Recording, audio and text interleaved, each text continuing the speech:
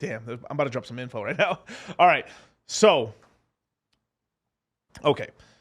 The Chinese the Chinese went to Russia. They had a big meeting and stuff. Basically, they're going to start accepting the RMB. They're going to start. We're basically in a new Cold War again, you guys. Except the United States might light some ass up, might like light up the Middle East and stuff. Either China's going down or the Middle East is going to go in flames. I said this on my last stream. I was kind of like, I've been thinking about it for fucking months, man. Because like, I mean, I hear everyone talking about Dubai, and this is before even Andrew Tate was going to Dubai. I'm talking about Dubai's been a big place in the crypto space for a long time because basically you give away you know, if you're in Europe, you're fine. You just go there, you're fine and stuff like that. But a lot of people from the UK, I know a lot of people from the UK that just basically ran off to Dubai because no taxes and you're scot free. You can do whatever you want, basically, right? A lot of people in the United States left, you know, I'm no longer a U.S. citizen. They fly out to Dubai, open up bank accounts, tax-free life, internet money, burr. And then you have a lot of scammers that, I mean, this is the main thing is like, there's a lot of people that do it for taxes. Other people, they do it because they fucking like, they do NFT rug pulls, bro, you know?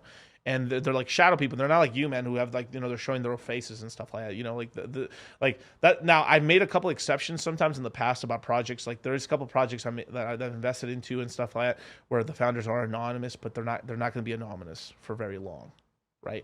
Within a year or two, they're going to be pretty public, right? But I think something like Famous and Fiat and stuff like that, I think they're eventually Buck and stuff. Some of the people on the team are going to like reveal themselves over time, just as it becomes more successful with Pulse Chain. Because I mean, it's the sort of thing like, you know, like they have a very like someone like Buck and all these guys, you know, shout out to them, the good dudes. You know, they earn a lot of money in their day job, but like you got to make sure that they got the, you know, it's kind of like monkey branching, like chicks. they let go of the branch when they have another branch in their hand. You know what I'm saying, right? So you don't want to fuck up your whole career up unless you really have something, right? So anyway. A lot of these guys who run these kind of like rug pull scams and all everything, they all fly off to Dubai magically, right? So I've always thought like, it's a little weird how much of a honeypot that is. And then I'm really into demographics and geopolitics and stuff like that. I'm a big person in terms of the Federal Reserve and stuff. So just all this shit just fell into my lap, and I'm just connecting all these little dots and stuff like that. And what can I sell a kidney for a red pill lion? Oh, that's funny. He's like, yes. Kidney coin. Like. Kevin needs a real bad, bro. He's a big alcohol. No, Yeah, he needs one. But basically, you got to use the sun. No, dude, it was because it was cold outside, man. It's like you'd be surprised, like you literally get like, yeah, I got caught off guard, man. It was I got caught off guard. Like it was cold. It was just cold in the morning. I didn't think there was any sun, and I got my ass back in, and then I was like, Jesus Christ, destroyed, wrecked. But basically, what's going on there is that Saudi Arabia has been playing this game for a little bit of time and stuff like that. They're making a lot of money. They're investing a lot into the crypto space, and for a long time they've been testing the waters with possibly accepting other currencies for, you know, oil. I mean, you recently had a deal with I think it was an African country. They recently been telling their people to abandon you. You have 1 week, turn in all your dollars for the local currency, and then from there, that country within 1 day of saying that, flew to Saudi Arabia, signed a deal saying that Saudi Arabia accepted their currency to buy oil. Zimbabwe, there we go, Zimbabwe. Then from there, a day later, China goes to Russia, basically saying we're going to support you more, and now we're actually going to sell you oil. And where you're going to be able to, and then what they did is basically Putin essentially, if you really look at what happened strategically, Putin basically kind of sold this country out and is basically an underling now to China. Mm-hmm.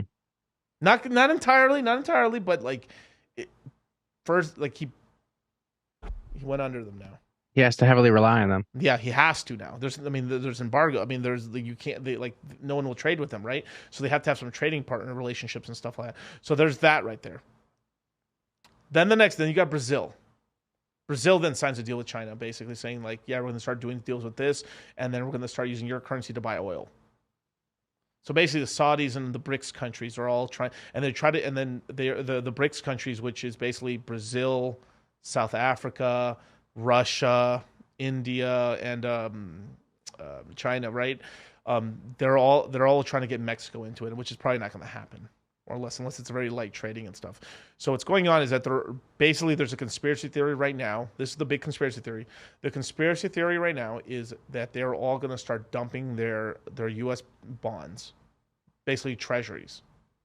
And just like the video I showed you, if you guys haven't seen my last stream and stuff, it was a really good one where I go over what's going to end up happening if the reason the Federal Reserve is bailing out these banks and FDIC is doing all this stuff and they're increasing the amount of money to 2 trillion, and then as well as if a bank gets in trouble, they can instantly just take in their underwater bonds and get equal cash for it. It's because if banks start selling off all their treasuries, there isn't enough demand, or supply and demand. There is not enough demand to buy up these treasuries, which can lead to huge problems and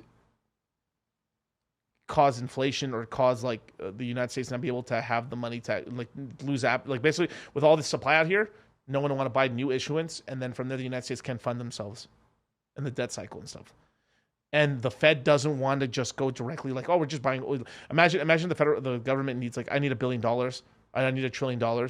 And then the federal says, okay, here's $1 trillion. They can't do that. They have to do workaround ways. They can't just directly do it. They have to allow some of the free market, or even if they're pushing economic incentives, it's got to be other people buying the bonds to make it real. Or if that case, we're kind of in a Weimar Republic, basically, right? Which everyone always jacks off. Oh, Weimar Republic. Oh my God. One day it's all going to go to bro. If the United States is fucked, the whole world